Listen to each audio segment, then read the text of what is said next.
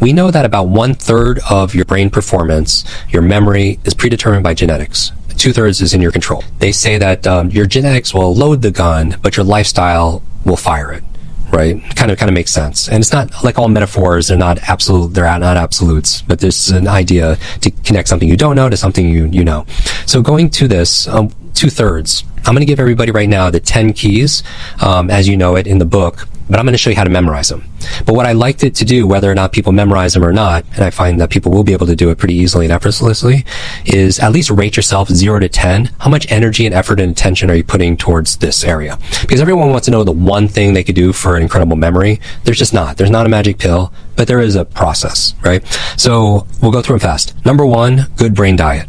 So everyone, on a scale of 0 to 10, 10 being the best, how much energy, attention, time are you putting towards a good brain diet? So there's certain foods that are very neuroprotective. And I would also say, I'm not a doctor or nutritionist. Everyone's bio-individual.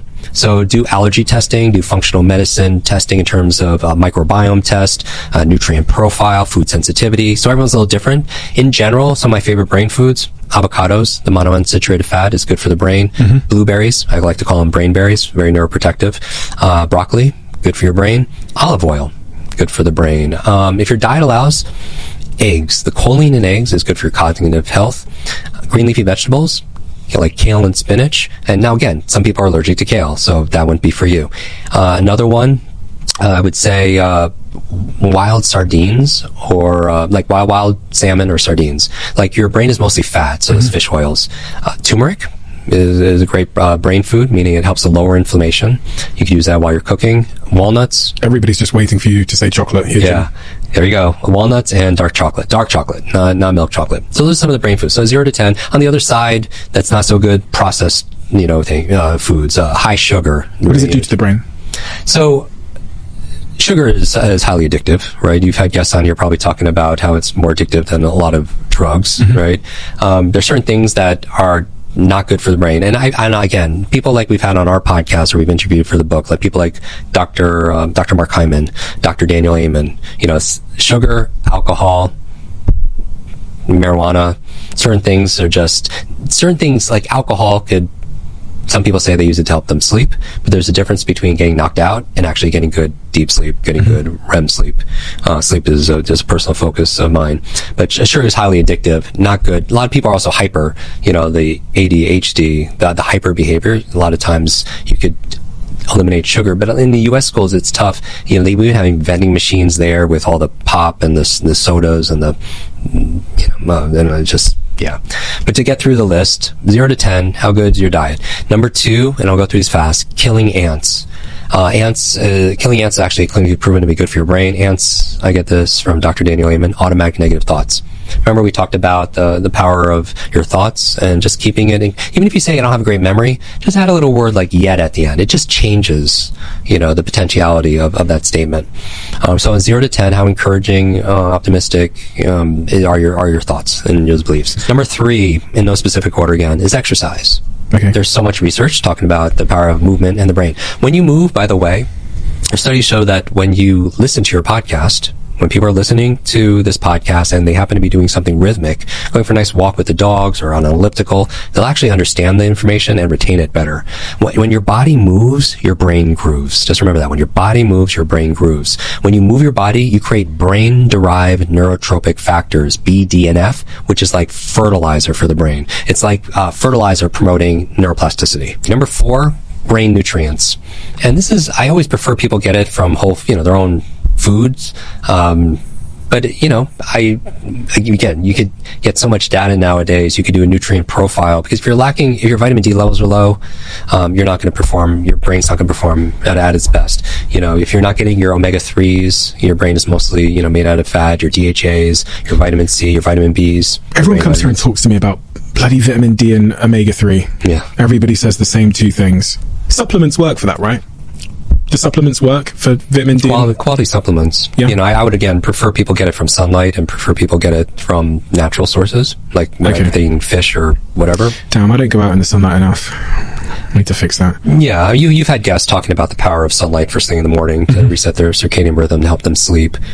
For me in the morning, I try to get the elements in my life. So I think about thousands of years ago, they thought the four elements made everything up that you see. So it's like, in Babylonian times and Greek times, four elements of air, water, fire, and earth.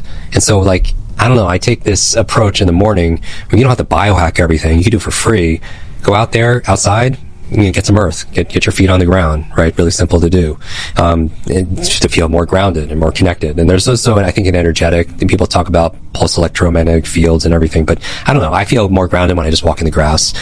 Simple thing people could do. And then I'm thinking about air. I could do my deep breathing, or some people do fire breathing, alpha breathing, Wim Hof breathing, first thing in the morning to clear the cobwebs of the night. And then some water, drink some water, or take your cold shower. You get to integrate it, whatever your morning routine is.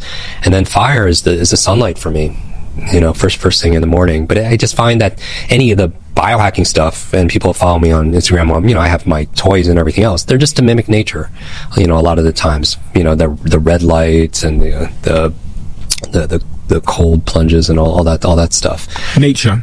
Point number 5 is a clean environment. Yeah. So after brain nutrients, 0 to 10, rating yourself, 5 is a clean environment. And this is for everything, and including the quality of the air that you're breathing. I had somebody on our podcast talking about the neurotoxins in brand new carpets or furniture, in terms of what they're sprayed with, and the off-gassing that comes from it, and how it could have a toxic effect, on your brain. You wrote air pollution is a massive and underrated health risk. They cause up to 30% of all strokes. Life expectancy is appreciably lower in cities than in the countryside, even accounting for differences in wealth and lifestyle. Yeah, we sorted through a number of research, talking about air pollution, water pollution also as well, in terms of the certain residues that happens to be in whether it's in tap water or what have you, or some people are concerned about plastics that come from bottles also as well. And other people are concerned about, we've had a couple episodes talking about EMFs, How does that impact my brain though? I don't think we know. All I know is that the brain hasn't changed a lot in the past 100,000 years, but technology certainly has. And, and we talk about, these videos that we make about morning routine and evening routines, have millions of views, just simple things like don't touch your phone the first 30 minutes of the day or the last 30 minutes of the day. Something so simple. And then 7's brain protection.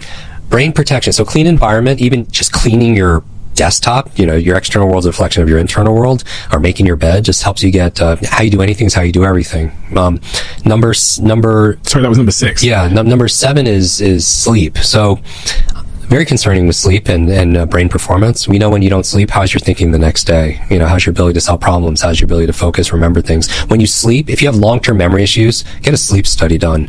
That's where you consolidate short to long-term memory is during sleep. When you sleep, the sewage system in your brain kicks in, because there's, energy to do so also as well. And your brain doesn't stop at night. If anything, it's sometimes in ways more active. It's consolidating short to long-term memory. It's cleaning out beta amyloid plaque that can lead to brain aging challenges. Often, a lot of the studies show that with a lot of disease, there's a kind of a sleep deficiency component also as well. Sometimes I'll wear a device to monitor it, because it's not people ask the quantity of sleep. What's the perfect amount? 7, 8, 9 hours? It's absolutely not the quantity, it's the quality of your deep sleep and your REM sleep. Your deep sleep, you can imagine, is where you're recovering your body. Your REM sleep is where you're restoring your mind. So 7 is sleep. 0 to 10, how much focus, energy, attention are you putting towards it? We've done stress management, which we talked about how stress impacts the brain. We talked about sleep there. We've talked about novelty. The last 3 really quickly are protect your brain. Yeah. Wear a helmet. 0 to, your brain's very resilient, but it's very fragile. So I get to work with a lot of sports figures that have post concussions or TBIs. Yep. And so we have protocols for that, and obviously see a doctor. 0 to 10, rate yourself. New learnings is big. We talked about the power of learning. Novelty. That's novelty. And for me, reading is to your mind what exercises your body. I think it's the best. People you get all fancy apps and everything else. I think, look, someone who has decades of experience, like yourself or your guests, and they put it into a book, and you can sit down and read that book in a few days, you could download decades into days. That's the biggest advantage, right? And reading is incredible exercise for your mind, especially the way we teach it. And then finally, stress management, which you mentioned, 0 to 10, how well are you mitigating stress and coping with stress? What mechanisms and tools, rituals or practices do you have? The hardest part about change is not making the same choice as you did the day before. And the moment you decide to make a different choice, you're going to feel uncomfortable. Probably for most of my listeners who've heard great advice on this podcast and they think, yes, that's who I want to be. I have an intention to stop eating sugar at 1 a.m. at night, or I have an intention to become organized or to be this kind of friend or partner. They have the information. Right. There's something stood in the way of me doing something about that information on a regular basis. Yeah. A habit is when you've done something so many times that your body now knows how to do it better than your conscious mind. Then it's programmed subconsciously.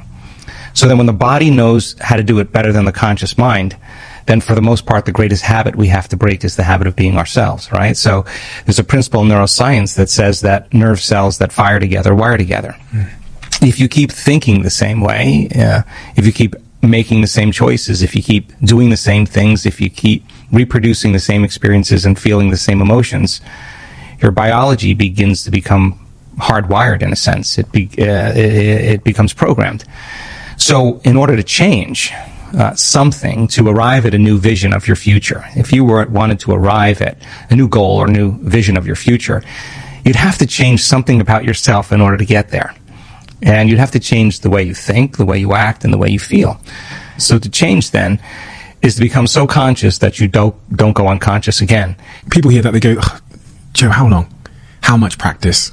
You know, are you talking about, I've got to do this for 3, 4, 5 years, or, you know, and that practice, what does that look like practically for someone like me who hears everything you've just said and wants to make changes in key areas of my life? Okay, so there's 2 times when the door to the subconscious mind opens up. When you wake up in the morning, because your brain waves are going from delta to theta to alpha to beta. And when you go to bed at night, you go from beta to alpha to theta to delta. And you slip through that scale pretty quickly in the morning and the evening. But your brain waves start to change during those times. And one of the features, one of the important elements of meditation is to get beyond the analytical mind. And what separates the conscious mind from the subconscious mind is the analytical mind. So 5%, as we said, is our conscious mind. 95% is programmed subconsciously. And if you're going to try to change yourself with your conscious mind, you're outside the operating system. So then you got to learn how to change your brain waves, slow them down, get beyond the analytical mind, and enter the operating system where you can rewrite a program, where you can make those changes. And so learn how to do that, practice, learn how to do that. And again, it's not a big deal. It's easy to learn. And then once you can slow your brainwaves down and you're more suggestible to what you're thinking, now you can reprogram. You can't do it with your conscious mind. You can say, I'm healthy, I'm wealthy, I'm wealthy, I'm unlimited, I'm happy, I'm whole, and your body's saying, no, you're not, dude, you're miserable, you're unhappy. That thought never makes it past the brainstem to reach the body, right? So it's important for us to, in the morning or the evening, instead of reaching for our cell phone as the first thing, as a habit that we do, and checking our texts and our WhatsApp and our Telegram and our social media and our Instagram and our Twitter and Facebook and whatever else people do, their emails, they get connected to everything known in their life. Before you start that, try this out as an experiment before you start your day. Instead of falling into that redundant habit, go on autopilot. Just say, okay, if the change is to be greater than my body, to be greater than my environment, be greater than time, and the environment's so seductive, and my body's craving certain emotions, and it's programmed to get up and do things, I'm going to sit my body down. I'm going to tame the animal here. And when I'm ready to get up, we're going to get up, not when it's tired or when it wants to go. And if you were sitting there in silence, aware of nothing but you, and you said, okay, what is the greatest expression of myself I can be today? And do that exact process. Let me write down 2 thoughts that are not going to slip by my awareness unnoticed by me today. 2 memories, whatever it is. What are 2 emotions that I live by every day that I can literally change? I want to become conscious of what they feel like in my body. I want to catch them the moment I start feeling them. Let me review them over and over again enough times so I don't go unconscious. Okay, now I'm conscious of my unconscious, that 95%. How do I want to think? How would greatness think today? Let me review it. Let me repeat it. So let me remember how I am going to think. Let me remember how I am going to think. Let me remember how I'm going to behave here. How am I going to act here? Let me rehearse a change I want to make in a certain circumstance.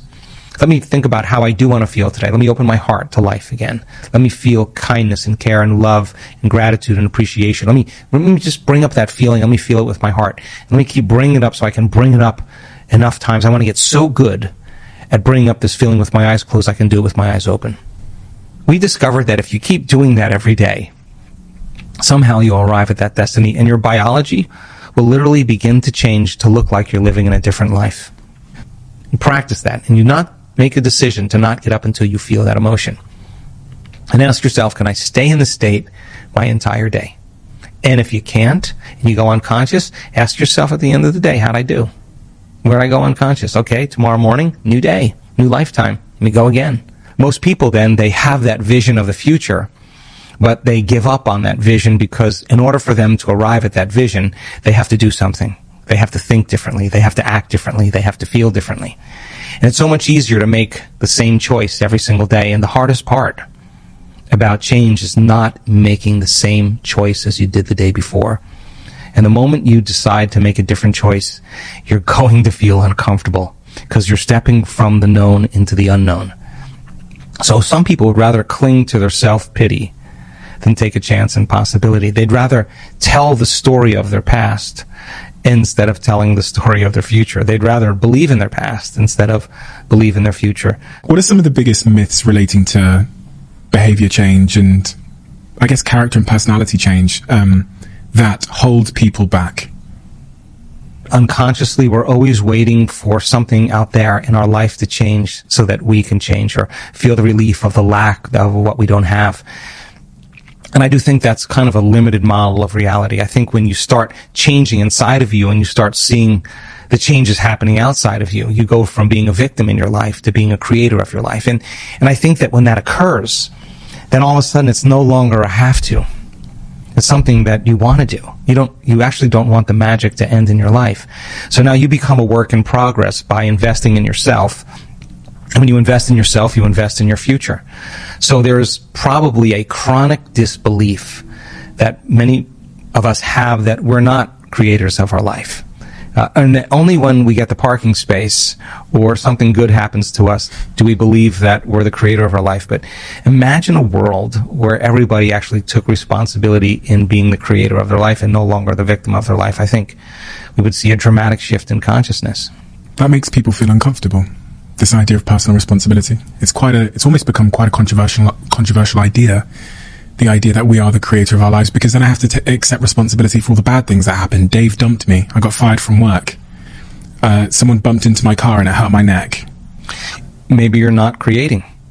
And the fact that you're not creating, you're left to the effects of your environment actually controlling you, controlling your feelings and thoughts. And by creating, what do you mean by creating? As in well, if being intentional. If you woke up every morning and you truly made time to think like this, okay, if my personality creates my personal reality, and my personality is made up of how I think, how I act, and how I feel, if I want to create a new personal reality, a new life, I'm going to have to change my personality. And most people try to create a new reality, a new personal reality, as the same personality, and it doesn't work. We literally have to become someone else. So if you said, okay, let me not default and go unconscious to that 95% of who I am that's programmed. Let me become so conscious of the way I think. Let me become so aware of how I'm going to act today. And then if you said, okay, if a belief is just a thought I keep thinking over and over again, what thoughts do I want to fire and wire in my brain? And with attention and with intention, to begin to familiarize yourself with a new way of thinking. Meditation means to become familiar with. If you keep firing and wiring those circuits, you're going to begin to install the hardware. Repeat it enough times and it becomes a software program. That could be the new voice in your head that says, I can, it is possible. If you said, okay, when did I fall from grace yesterday? When did I lose it? Oh my gosh, it was at work, with my coworkers, with my ex, with my enemy, with the news, with traffic. Acting this way is not going to make me happy. If I had another opportunity, how would I do it? If you could close your eyes and rehearse in your mind, mentally, how you're going to behave in certain situations. Rehearsing it how? So give me... Well, so I play... mental rehearsal is one of these great ideas in neuroscience where you can actually install circuits in your brain, right? So everybody has done this. Musicians do it. They're playing a song in their mind all the time. Athletes do it. They're always going over their moves. Dancers do it. Actors do it. So many people rehearse mentally what they're about to do. And when they do that, they actually prime their brain. They actually can change their brain and change their body just by thought alone. Physiologically change. Physiologically change. You can take a group of people that never played the piano before and divide them into two different groups and do functional brain scans on both groups. One group, they'll come for 2 hours a day for 5 days, and they'll practice these one-handed scales and chords. Now, you learn something new, you make new connections in your brain, you get some instruction, you get your body involved. When you get your body involved, you're going to have an experience. You pay attention to what you're doing, and you repeat it over and over again. Nerve cells that fire together, wire together. You're going to begin to install new circuits in the opposite side of your brain. That's common. You do the scan at the end, you see those actual physical changes. You take those people, the other group, and you ask them to close their eyes without lifting a finger. Have them mentally rehearse those scales and chords, and at the end of 5 days, they grow the same amount of circuits in their brain as the people who actually physically demonstrated the act. In other words, they were so present with what they were doing, the brain did not know the difference between the real-life experience and what they were imagining. The brain was physically changing to look like they already experienced it, they already did it. So now, you take those people, never played the piano before, they've just been mentally rehearsing for 2 hours a day for 5 days. You set them in front of a piano, and they could actually play those scales and chords. Why? Because they primed their brain for that behavior. So then if you're going to prime your brain for a new behavior, whether you're the CEO of a company, whether you're a parent, whether you're learning something, the more you rehearse it mentally, the more you prime your brain and body for the act. So you could actually practice rehearsing how you're going to change in your life. And if you keep doing it enough times, your behaviors will match your intentions automatically because you have the mind installed to do it. If you don't have the mind installed to do it, you'll go back to the same past behavior. So I play through that scenario of making the decision differently. Exactly. And rehearse it in your mind until it feels right, until you feel like I could actually do that. And go from start to finish without losing your attention. And so that it gets easier each time you do it. It makes sense, then you'll actually do it. And then if you said, okay, enough of this guilt. I've felt enough of it. I don't like feeling that way. I could actually break the conditioning of that emotion in my body. Can I condition my body? Can I teach my body to feel something differently?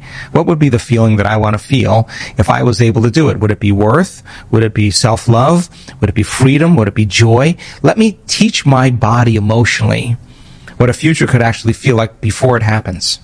If you keep doing it over and over again, you're going to start making more of those chemicals, and it's going to become easier for you to do it. It's going to become familiar to you, and that's exactly what meditation is, to become familiar with an old self, to know thyself, to become so conscious of that unconscious self that you don't go unconscious to that self. And how many times do we have to forget? Until we stop forgetting and start remembering. That's the moment of change.